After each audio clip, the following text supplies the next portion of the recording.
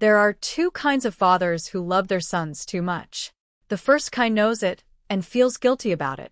The second kind has convinced himself it isn't love at all, it's just recognition of what's real, of who actually showed up, of the plain truth that some children are built for carrying weight and some aren't. My father was the second kind. It took me 44 years to understand that. It took my mother's voice, recorded on a device the size of a deck of cards, 11 minutes to prove it. My name is Rosalind Norwood, and I am 46 years old. My mother, Evelyn Norwood, died on a Tuesday in October, and the morning she died, I was sitting in the parking lot of the Clearwater Hospice Center on Route 9 in Millhaven, Ohio, drinking lukewarm coffee from a silver thermos I had brought from home because the waiting room machine had been broken for 3 weeks, and I had learned not to count on it. I had been driving that route every Thursday for 4 years. Every other Thursday, I also drove it on a Tuesday. I knew the pothole on the exit ramp. I knew which lane backed up at the light by the pharmacy. I knew the name of the woman at the front desk, Diane, and she knew mine, and she always had a visitor badge waiting for me before I reached the counter. My brother Patrick did not know the name of the woman at the front desk. I should tell you about my father first, because without understanding him, nothing that came after makes any sense. Gerald Norwood was the second son of a man who treated sons like a ranking system. My grandfather had 2 boys and 1 daughter, and he ran his household the way some men run a company, with a clear hierarchy, a clear favorite, and an understanding that the hierarchy was not up for discussion. My grandfather's oldest son, my uncle Raymond, got the house, the business, and the name. My father got a handshake and a used pickup truck when he turned 22. My Aunt Dorothy got a small pearl brooch and a wedding paid for by the family she married into, because that was, in her father's accounting, sufficient. My father never talked about this directly. He never sat us down and explained his worldview. He didn't need to. It came through in the way he talked about Patrick's work. Patrick managed a regional distribution center outside Columbus, a fact my father referenced in conversation the way some people drop a song they love, naturally, often whenever there was a pause to fill. It came through in the way he absorbed Patrick's opinions at dinner and repeated them back 2 hours later as if he had arrived at them himself. It came through in the way he looked at me. I was a licensed practical nurse for 11 years, and then I went back to school at 38 and became a registered nurse. I worked pediatric oncology for 6 years and then moved to palliative care. I had chosen the work because I was good at it and because I believed it mattered. My father was politely interested in this the way you are politely interested in a neighbor's renovation project. He wished me well with it. It was not, to him, the kind of thing that required his attention. My mother was different. My mother was quietly observant in the way of a person who has spent decades reading a room that nobody else is reading. She never said to me, directly, that she saw what my father couldn't. But she said other things. Small things. She called me on Thursday evenings after I dropped her home, and she always said the same thing at the end. I don't know what I would do. Just that. No completion. No object for the sentence. I always understood what she meant. I want to be honest with you about something. I did not drive her to those appointments expecting credit. That is not why I am telling you this story. I drove her because she needed someone to drive her, and I knew the route, and I had made myself available. I drove her because she was frightened of the 4 lines, and she was less frightened when I explained what they were doing, and I was the one in our family who could explain that. I drove her because on the worst days, the days when the treatment left her pale and quiet in the passenger seat, she would reach across and put her hand on my forearm without saying anything, and I would keep driving, and that was enough. That was its own kind of language. It did not occur to me that my father was constructing a different story in his head until after she was gone. She died on a Tuesday. The following Friday, my father called a dinner. That is the word he used on the phone. He called it a dinner, as if it were a social occasion rather than whatever it actually was. Patrick and his wife, Gwendolyn, drove up from Columbus. My father made a pot roast. He set the table with the good dishes, which my mother had kept in the hutch in the dining room, and which he had never, to my knowledge, removed from that hutch himself before that night. I brought a cedar box of my mother's letters that I had taken from her bedside table the day she died, because I did not know what else to do with them, and I did not want them left alone in an empty house. I set it on the sideboard near the door, and didn't mention it, and nobody asked about it. We ate. My father talked about the arrangements, the service, the flowers. He talked about the neighbors who had brought food. And then, when the plates were mostly cleared and Patrick had refilled his own glass, my father folded his hands on the table and said something I have not been able to forget since. He said, "I want to say, in front of everyone, that your brother was a rock through all of this. Patrick, the way you showed up for your mother, I want you to know I saw it. I saw what you did." Patrick nodded. He looked at the table briefly, then looked at my father. Gwendolyn reached across and squeezed his hand, and she gave a small, grateful smile, the kind that says we are being honored and knows it. I set down my water glass. I did not say anything. I did not correct my father. I did not list the 163 Thursdays, the 47 Tuesday afternoons, the 6 emergency calls I had taken from Clearwater in the middle of my own shifts, the $1,847 in parking fees I had paid out of pocket over 4 years because the hospice's lot was pay by the hour and I was always there too long to use the street. I did not say any of it. I looked at my father, and I thought, he believes this. That was the part that was hardest to hold. He was not performing a cruelty. He was reporting what he believed to be true. And what he believed to be true was shaped entirely by what he had been raised to see. I drove home in the dark. I put the cedar box on my kitchen counter, and I did not open it that night. The grief came in pieces that month, the way grief does, not as a single wave but as a series of ordinary moments that ambushed me. A Tuesday morning when I reached for my phone to call her, and stopped. The first Thursday, I did not drive Route 9, and felt the specific strangeness of a road you have traveled so many times that your body knows it without your mind. The Tuesday after that when I passed the pharmacy at the light and had to pull over for a moment in the parking lot of the dollar store next door and sit with my hands on the wheel and wait for the feeling to pass. I kept working. Palliative care does not pause for your own losses, and I did not want it to. There is something clarifying about sitting with other people's dying when you are carrying your own grief, not because it diminishes what you feel, but because it puts it in the company of all the other grief in the world, and that company is oddly steadying. My colleagues knew. My charge nurse, a woman named Sandra who had been doing this work for 22 years, brought me coffee on my first shift back without saying anything about it, and that was the right thing to do, and I told her so. Sandra was the kind of person who understood that acknowledgement does not always require words. I went to a weekend certification renewal in October.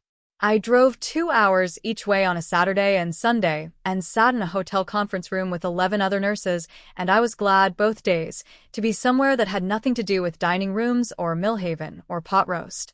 I came home Sunday evening and took the Earl Grey tin with the small dent in the lid down from the cabinet and made a cup and stood at my kitchen window while it steeped.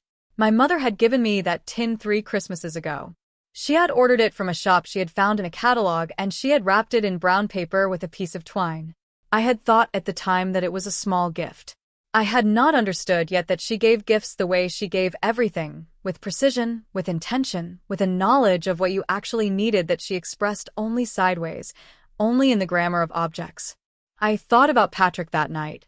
I thought about the fact that he had sat across from me at that table and nodded while my father spoke, and the nodding had not been malicious. I knew that.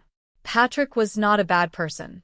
Patrick was a person who had been handed a version of the family story early and had never had reason to question it. He had received his chapter of the narrative and had believed it because it was comfortable to believe, because it cost him nothing to believe it, because the people who bore the cost of that belief had never made enough noise about it to disturb him. That is its own kind of wrong. It is a quieter wrong than cruelty, but it has the same square footage in the end. 6 weeks after the dinner, Felicia Drummond called. It was a Thursday afternoon.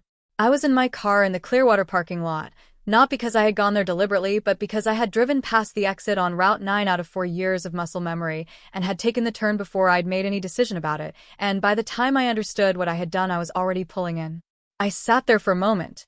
The lot was half empty, and the light was the flat gray of November in Ohio, and I watched the entrance doors open and close for people I didn't recognize. My phone rang. It was Felicia. She had a specific, careful way of speaking that I recognized from my own work, the register of someone who delivers information that matters and has learned to do it without rushing. She explained that my mother had asked about 8 months before she died to record something. It was a hospice program option, available to patients who wanted to leave a message, a kind of document in sound. My mother had used it twice. The first recording she had directed to Patrick. The second she had directed to me. But she had also asked that both recordings be played together, to the family, at a time that felt right. Felicia said she thought this was the time. I sat with that for a moment. Asked if my father would need to be present. Felicia said my mother had specified that he should be. I held my phone after she hung up, and I did not dial my father's number immediately. I sat in that parking lot at 4:18 in the afternoon, and I thought about what it would mean to make that call. I thought about the dining room and the good dishes and Gwendolyn's small grateful smile and my father's folded hands. I thought about what my mother had decided, 8 months before she died, to say into a recorder and to whom, and why she had asked for my father to be in the room when it was played. The fear underneath everything was simple and hard. What if the truth lands and nothing changes anyway? What if he hears it and it still doesn't reach him? Some people only know how to love what they can control. I had known this about my father for a long time. What I had not known was whether losing her had loosened anything in him, had shaken any of it free. I watched the clock on my dash. At 4:40 I dialed. My father said, "Of course." Yes. Whatever she wanted.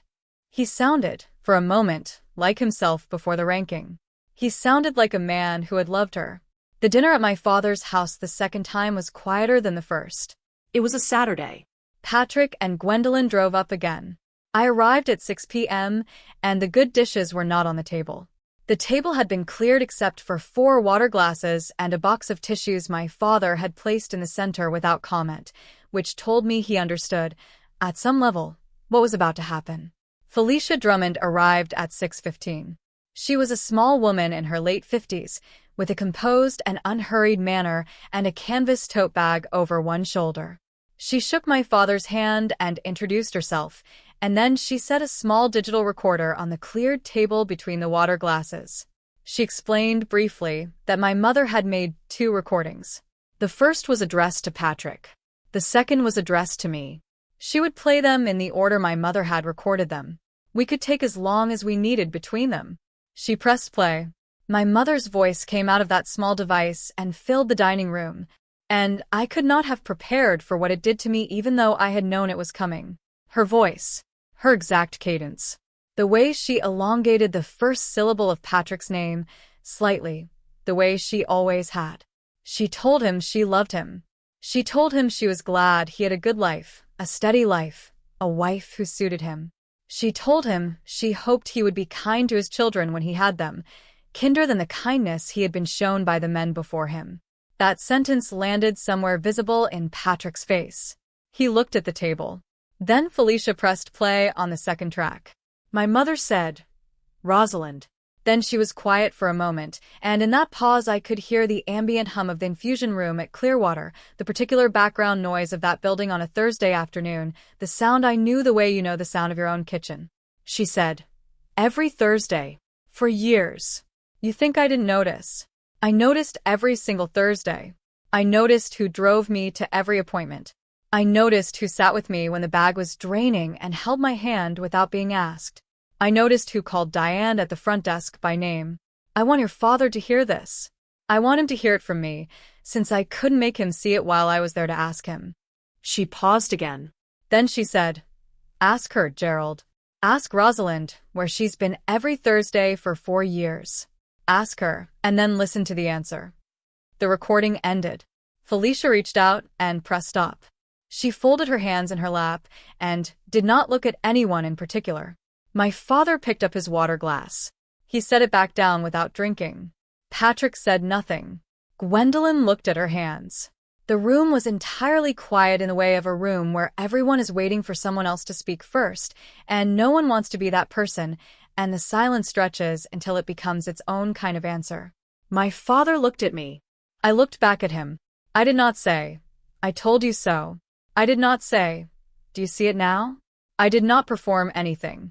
I had spent 4 years not performing, and I was not about to begin. I said, "She wanted you to know." That was all. Felicia left at 7. She shook my hand at the door and said, quietly, that my mother had been very clear about what she wanted and very sure that the right time would come. She handed me a card with the hospice's archive number, so I could request a copy of the recording if I ever needed it. I put it in the pocket of my navy wool coat and drove home. The drive back was 40 minutes and I did not turn the radio on. I thought about the 8 months between when my mother had made that recording and when she died. I thought about her sitting in the infusion room on a Thursday, with Felicia, choosing those words, arranging them in that specific order, with my father's name placed exactly where she placed it. She had done that deliberately. She had constructed that sentence the way she constructed everything, with care, with knowledge of who was in the room, with a specific intended effect. She had been protecting me before I knew I needed it. I had spent 4 years assuming she had not seen clearly what was happening. It turned out she had seen it more clearly than anyone. Patrick called me the following Wednesday. It was the first time he had called me specifically in 4 years that I could recall, not as part of a group call at Christmas, not as a relay from our father, but directly my number because he had chosen to. He did not begin with an apology. He began with, "I didn't know. I waited." He said, I thought you visited. I didn't know it was every week." I said, "I know you didn't." He said, Is that all she had to say? Just that? That's everything." I said, "That's it." He was quiet. Then, "I'm sorry, Roz." He said my name the way my mother said it, and I had to stand at my kitchen counter for a moment and breathe. I said, "I know." We talked for 23 minutes. It was not a resolution. It was not a reordered family, or a new understanding, or a clean beginning. Life does not move that cleanly, and neither does this kind of grief. What it was a Wednesday phone call that ended with him asking me what my mother had talked about in the car on those Thursdays. And I told him. I told him about the pothole on the exit ramp that she had noticed and commented on for 3 straight years. I told him she had a specific opinion about the coffee at a diner on Millhaven Road, where we had stopped twice, that she had found it too bitter, had drunk it anyway because she liked the window table, had said on the second visit that she thought they might have switched suppliers. I told him she had asked me once, halfway through the drive home in the rain, whether I was happy. Not about the job or my life in a general accounting sense, but exactly and specifically, "Are you happy, Rosalind, right now, in this car, in this life?" And I had said yes. And meant it. And she had nodded and looked out the window and said, "Good." Patrick listened to all of it without interrupting. My father took longer. That was not a surprise. In the months that followed, I kept working. I kept driving on a different route now, to a building that was not Clearwater. I took the certification renewal credit and applied for a position that came open in early spring, a care coordination role that was more administrative than clinical, but that I had been watching for 2 years, and that I wanted. I did not get it the first time I applied. I applied again in the fall and I got it, and I drove home from that interview and called Sandra and told her, and she said, obviously, which was the right thing to say. I traded in the Honda Civic in March. The estimate on the cracked taillight came back at more than the car was worth, and I sat with the number for 2 days before I decided. I bought a used Subaru in dark blue and drove it home, and stood in the parking lot of my building in the cold and thought, Mom never rode in this car. That thought moved through me and settled, and I let it. Then I went inside. I put the cedar box of my mother's letters on the shelf above my desk, where I could see it from the kitchen table. I did not read all of them immediately. I read one when I was ready, and then another, and then I put the box back and left it to the next time I was ready. That is a sustainable pace for grief. I had learned it from the families I sat with in my work, and I was glad to know it. A year passed. My father called me on a Sunday in September, which he did not do. Sunday was Patrick's day to call. That had been true since we were small. He called on a Sunday, and when I picked up he said, I want to ask you something. I said okay. He said, what was she like? At the end of the appointments. Was she afraid? I held the phone for a moment. I told him the truth, which was that she was sometimes afraid, and she did not always say so, but I could tell. I told him she was braver than the fear. I told him she had opinions about the parking lot and the coffee and the quality of the magazines in the waiting room, and she expressed those opinions, and that was its own kind of bravery. I told him she talked about him. Not often, and not in a way she knew I was storing, but she did. She talked about the early years, before the weight of his father's template had fully settled into him. She talked about a summer they had spent at a lake when they were young, before Patrick was born, before I was born, a summer when it had just been the two of them and a rented boat, and a week they had not planned. My father was quiet for a long time after that. Then he said, "I got it wrong." I said, "I know." He said, "I'm not asking you to forgive it." I said, "I know that too." We talked for 40 minutes. When we hung up, I sat at my kitchen table with a cup of Earl Grey from the tin with a small dent in the lid, the tin my mother had given me 3 Christmases ago, and I sat with it until the tea went cold and the light in the kitchen changed and the evening came in through the window the way it does in September in Ohio, slow and a little golden, and then darker. What I know now, a year out from that recording and 2 years out from her last Thursday, is this. Families build their stories the way all institutions build theirs, by repetition, by consensus, by the quiet agreement not to examine the parts that don't hold together. My father told a story about my brother because my father had been told a story about his own brother by his own father, and no one had ever pressed play on the version that contradicted it. He did not set out to erase me. He was doing what had been done to him in the only direction he knew how to look. That does not make it right. Understanding a wound does not require you to stand inside it indefinitely. Forgiveness is not access. Compassion is not a key to my front door. I have given my father the truth of those 4 years, and I have let him carry it in whatever way he is able to carry it. I have given my brother the Wednesday phone call and the story about the pothole and the coffee at the diner, and I have watched him figure out how to hold a thing he did not know he was missing. Some kindnesses are loans the lender forgets they're keeping. My mother remembered every one. She had kept the receipt, and she had given it to Felicia Drummond, and she had trusted the right time would come. Real family does not test whether you can survive without them, but sometimes the people who should have known better need to hear your name spoken by someone they cannot argue with before they understand what was always true. The cost of keeping the peace in a house, where peace means being the smallest person in the room, is your whole life. I had been paying it quietly, not because I was weak, but because I believed the work was its own record. It turned out my mother believed the same thing. She just made sure the record would be played. Saying no to the version of events where I was invisible, not with a speech, not with an accusation, but simply by existing in that dining room and letting her voice fill it, did not make me cruel. It made me honest. It made me someone who could stand in the place where I had been erased and let the truth do what I never had to do myself. She asked me once, on a rainy Thursday, halfway down Route 9 with the wipers going and the heater on low, whether I was happy. Right now. In this car. In this life. I said yes. I meant it then. I mean it now.